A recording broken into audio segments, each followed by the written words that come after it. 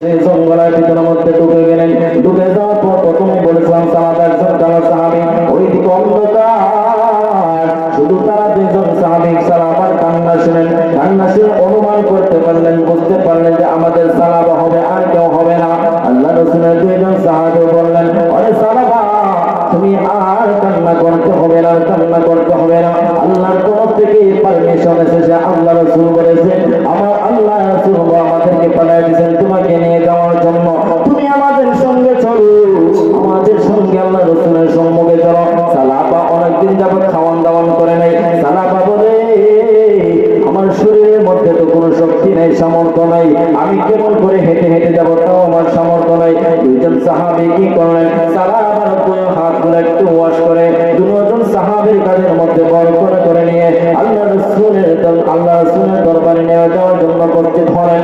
ওই দিকে যখন ফজরের নামাজ সুবহে সাদিক সমাপ্ত হয়ে গেল, ফজরের নামাজ তখন সময় চলে আসলো। মসজিদে নববীর মধ্যে আল্লাহ রাসূলের সাহাবী বেলাল ফজরের আযান দিয়ে দিলেন, ফজরের আযান দিয়ে দিলেন। কিছু সময় যাওয়ার পর এই যে ফজরের আযানের পর জামাতের সময় হয়ে গেল। জামাতের সময় হয়ে যাওয়ার পর আল্লাহ রাসূলের যে তিনজন সাহাবী সালাবা সহকারে দুইজন সাহাবী ওনারা পিছনের কাতারে দাঁড়ালে ওই আল্লাহ রাসূল 2 নম্বর রাকাতে সূরা তাকাসুর পাঠ করতেছিলেন। আল্লাহ রাসূল সুবহানাহুমুত তাকাসু হাত্তা যুরতুমুল মাকামির এই আয়াতটি পাঠ করলে সালাবা এমন একটি বিকট আওয়াজ করলো, ফুরফুরে কান্না করতেছে।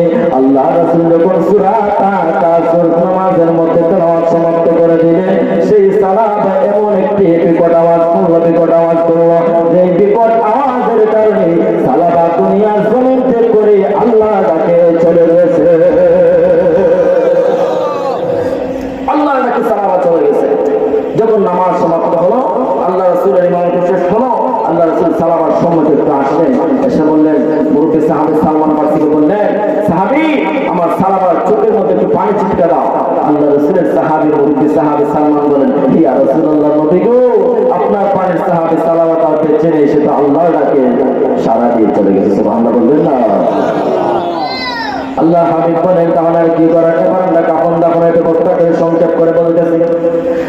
এবার আমরা কাফন দাফনের ব্যবস্থা করে কাফন দাফন করে যখন জানাজার নামাজ সমাপ্ত করে দিলেন, জানাজার নামাজ যখন সমাপ্ত করে সাহাবাকে নিয়ে কবরের দিকে যখন অগ্রসর হচ্ছিলেন, তখন ওমর রাদিয়াল্লাহু তাআলা আনহু লক্ষ্য করলেন আল্লাহ রাসূল এই দুনিয়ার জমিনে এমন ভাবে হাঁটতেছেন, বুড়ি আঙ্গুল দিয়ে একে একে হাঁটতেছেন।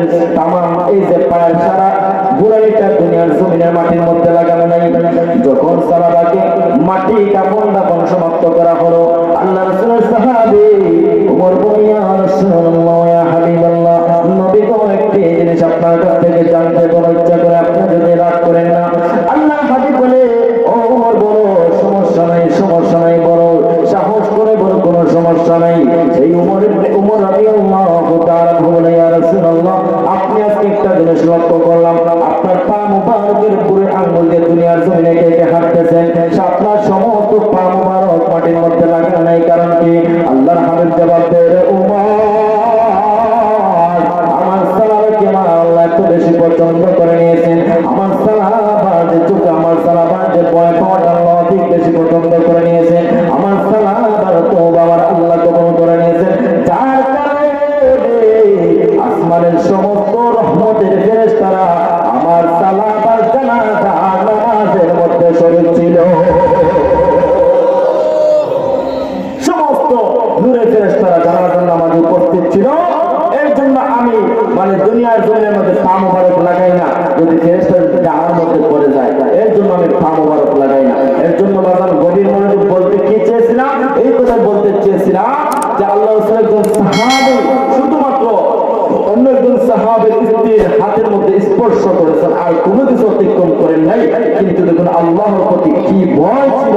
কিন্তু আমরা অনেক আকাম কুকাম করে ফেলি, আমরা অনেক গুনার কাজ করে ফেলি, আমরা আল্লাহর কাছে তওবা ইস্তেগফার করার মতো সময় পাই না। কিন্তু আল্লাহ রাব্বুল আলামিন বলেন, ওয়া আনফিকু মিম্মা রাযাকনাকুম মিন ক্বাবলি আন ইয়াতিয়া আহাদাকুমুল মাউতু ফায়াকুলা ربي لولا أخرتني إلى أجل قريب فأصدق وأكون من الصالحين আমার বান্দার এমন একটি সময় আসবে এমন একটি সময় চলে আসবে মুফাসসিরিন কেরাম বলেন বান্দা যখন এমন একটি সময় আসবে মালাকুল মাউত আজরাইল যখন বান্দার জান কবজ করার জন্য আসবে তখন মালাকুল মাউত আজরাইলের কাছে বান্দা একটা ঘন্টার জন্য সময় চাইবে মালাকুল মাউত আর কোনোভাবে সময় দিবে না একটা মিনিটের জন্য চাইবার সময় দেওয়া যাবে না মালাকুল মাউত আজরাইল প্রশ্ন করবে একটা মিনিট একটা ঘন্টা তুমি কোন ভিক্ষা চাইতেছো আল্লাহ সেই বান্দা জবাব দেবে আমি জানি আমার জীবনের সমাপ্তি এখানে শেষ হয়ে যাবে কিন্তু এই একটু সময়ের জন্য আমি দুনিয়ার জমিনে চলে যেতে চাই